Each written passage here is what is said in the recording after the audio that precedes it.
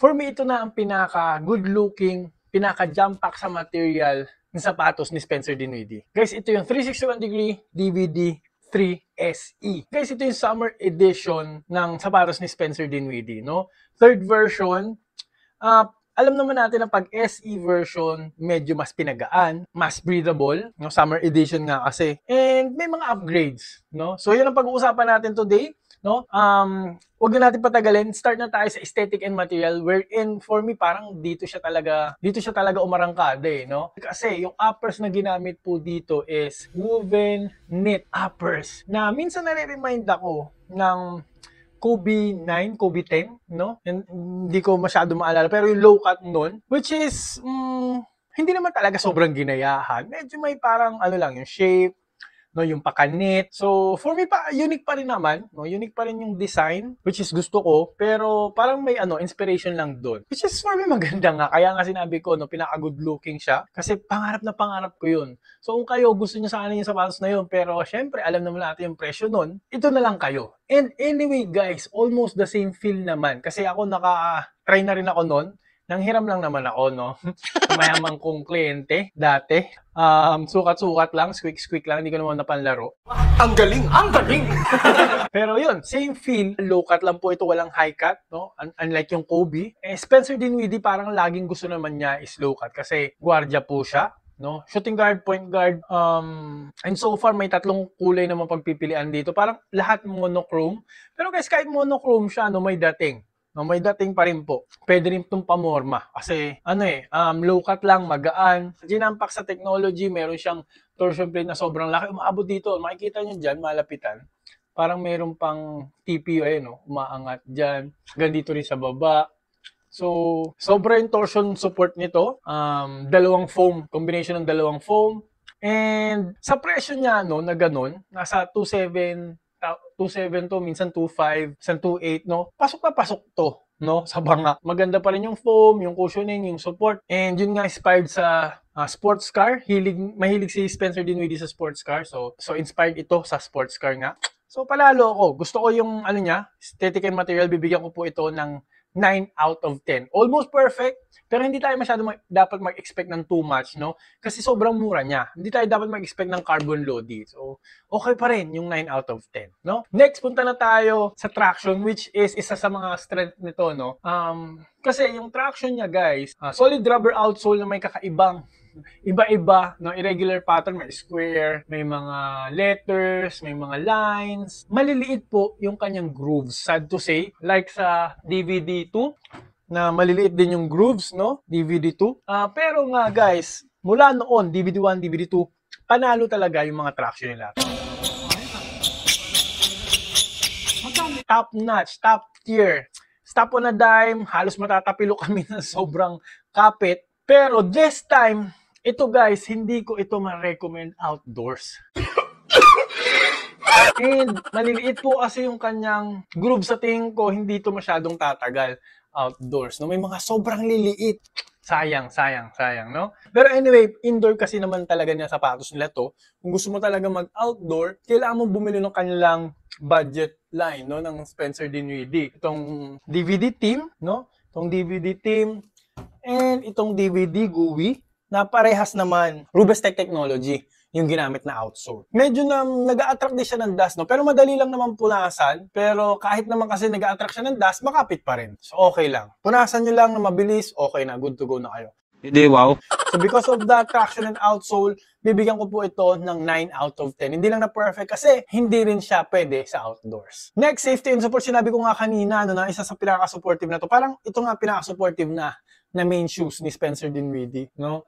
Dahil dito sa TPU plate dito na napakakapal, napakalaki. Iba yung pakiramdam talaga sa heel counter, no? Dahil ko sinasabi, heel counter, important yan talaga iwas na pilok, hindi naman outrigger, no? Pero okay naman outrigger niya, no? Naka-protrude naman, nakapalabas naman din, and iwas na pilok talaga tong malaking torsion plate, no? Sinabi ko na kanina, ang laki po talaga ng torsion plate. Sobrang torsional support, isa sa pinaka malupit ang torsional support ng sapatos ni Spencer Dinwiddie.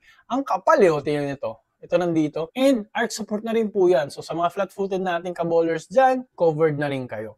And syempre, sinabi ko na nga rin kanina, kaya mamahalin yung knit na uppers, no? Kasi ang knit, very supportive na material yan. Unlike ng mesh, masyado nag-expand. Ito, nakuha niya yung comfort ng mesh, malambot, masarap sa paa, and nakuha rin niya yung stretchability or pagiging flexible ng mesh, pero mas durable ito sa mesh, di hamak. And very supportive kung ikukumpara sa mesh din, no? So, kaya siya mahal. May umaangat pang TPU dito, no? May umaangat na TPU. So, mga side step, euro step, mga side-to-side movement, no?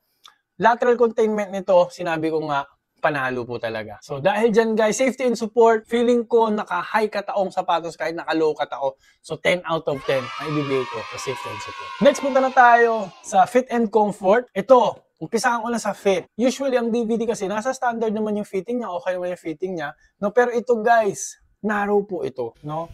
Medyo snug. Hindi sobrang snug, medyo snug na marirecommend ko kung wide footer kayo, 0.5 size up talaga or 1 size up kung very wide talaga yung paa nyo. No? Pero panalo po talaga yung pakiramdam sa loob kasi well padded nga, no? Sobrang padding, ang kapal ng tang, ang laki ng tang. And yun nga, sinabi ko na kanina, pag knit yung uppers, malambot, comfortable, masarap against your skin. Para kayo naka-medyas almost, no?